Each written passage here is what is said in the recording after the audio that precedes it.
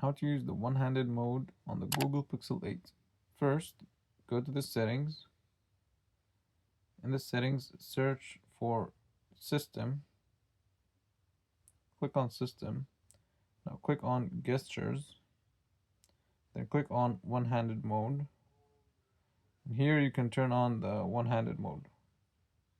Now, if you're not able to turn on the one-handed mode, make sure you have the navigation bar set to gesture. So just go back and then go to search for navigation.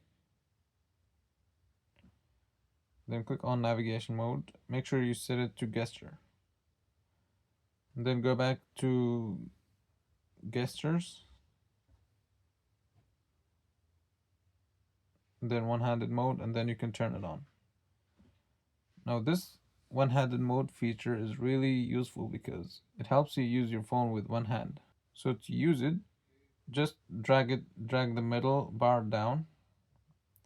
Now you're in one-handed mode. If you want to exit, just drag it up. Now you could also drag it down and you could exit from here just by tapping in this area. Now if you're having a hard time just opening the one-handed mode, there's a different way to activate it. You can scroll down, then you can use the shortcut. So just click on got it.